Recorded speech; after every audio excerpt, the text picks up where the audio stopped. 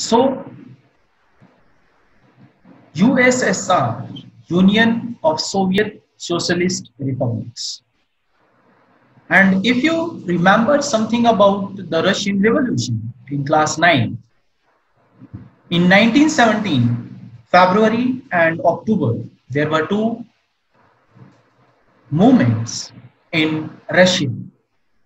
And then after this particular revolution, within 10 years till 1927, most of the countries which were the East European countries were the part of Russia.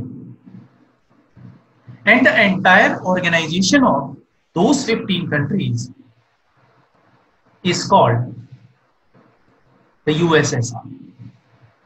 And in the previous chapter, as we have discussed that what was Cold War and what were the consequences of Cold War on the world.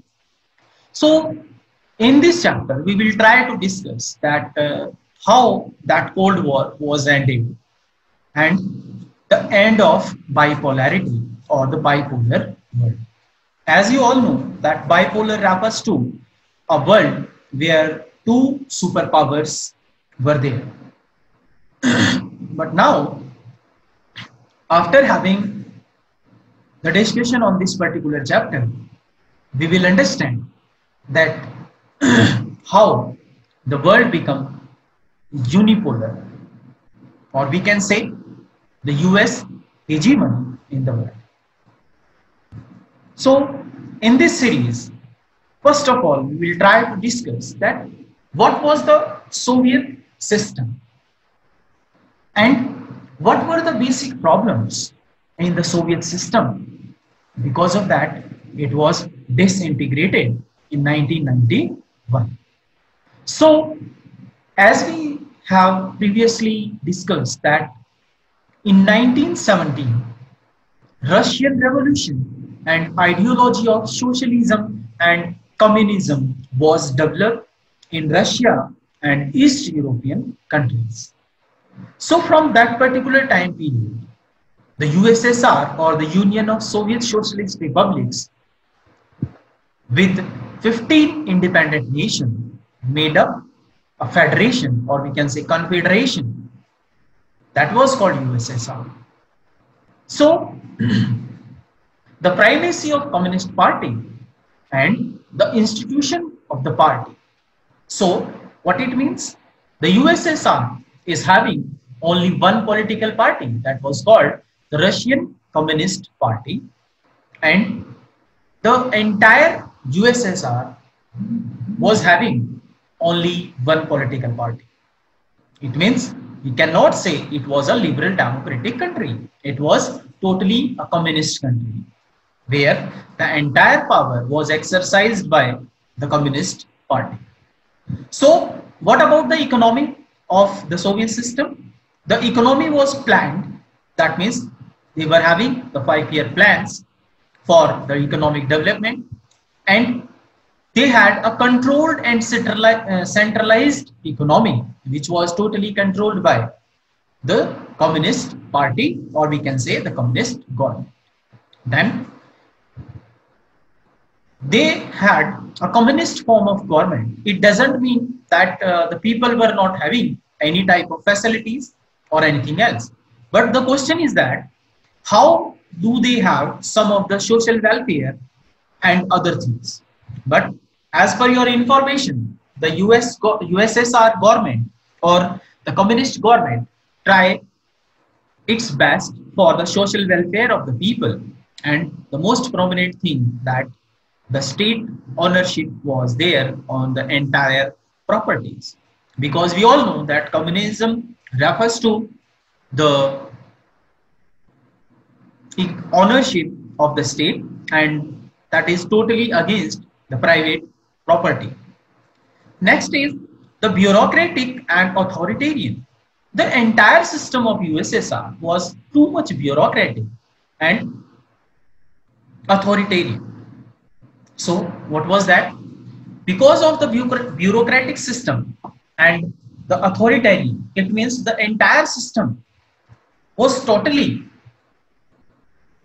in the hands of the bureaucrats, and that's why they were having the authoritarian mode of power, then where the no scope for liberal democratic principle. It means there was no vote, no other political party, no other system of the democratic systems were there. So it was called a Soviet system. Then out of 15 republics, and as I had told you previously, that it was a confederation of the 15 different countries or the 15 republics. So Russia was the main dominant country out of all those 15. Then from 1922 to 1991, the entire USSR system was totally dominated by Russia. So what it means? The Russian language, the Russian currency, the Russian culture, the Russian administration, they all were having the dominance in the entire USSR. So that USSR was totally involved in the arms race against the USA. So the Soviet Union managed to match the US from time to time, but at a great cost. Because as a student of political science, you can easily understand that the economical problems which occurred in a communist country are not easy to handle. Okay, so please try to observe this particular map, that is the map of the USSR. So you can see the modern borders we can observe, but if you can observe here from 1949 to 1989, Russia, Georgia, Ukraine, Belarus, Lithuania, Latvia, Estonia, Kaliningrad, then Poland, Eastern Germany, Czech Republic, Slovakia, Hungary, Romania, Bulgaria, and Albania. These were some of the countries which were under the Soviet Union from 1949 to 1989. So the next one, in this particular political map, you can understand the Russian Soviet Federation Socialist Republic. So here again you can observe some of the countries which were the part of USSR, and here you can observe the Asian countries as well. For example, Kazakhstan, Uzbekistan, Turkmenistan, and Kyrgyzstan. So these were also the part of the Soviet Union. So the next map, these were some of the countries which were independent from the USSR or the USSR system after 1991. So here you can easily observe those three political maps, and we will have at least 5 marks questions from any of the chapter as a map question. So we can move for the next, that is the Gorbachev and the disintegration of the USSR. Basically, the system of the political party that was called the Communist Political Party was that the main leader of the political party was having the entire control over the administration powers, military powers, and all. But the last decision was taken by the Communist Party. So anyhow, from the 1949 to 1985, or we can say during the Cold War era, USSR having entire control over their nation. But after 1985, there were some of the changes which were occurred in that particular empire. So the protest against the Soviet system during the 1980s in East European countries create so many problems for the USSR system, because those East European countries were having a close contact with the West European countries and their governments. Then the economic and political reforms and democratization of the entire USSR was another step towards the disintegration. And we cannot forget Boris Yeltsin and protests in European parts of USSR. And exactly after the military coup and other problems which were occurred in USSR by Boris Yeltsin was the last step for the disintegration. Then the Central Asian republics were quite mum at that particular time period, but the East European countries were having so many movement against the USSR system. So in 1991, Russia, Ukraine, and Belarus become independent countries from USSR, or we can say they declare the disintegration of the USSR. So in 1991, disbanded and Commonwealth of Independent States was made from all the 15 republics of USSR.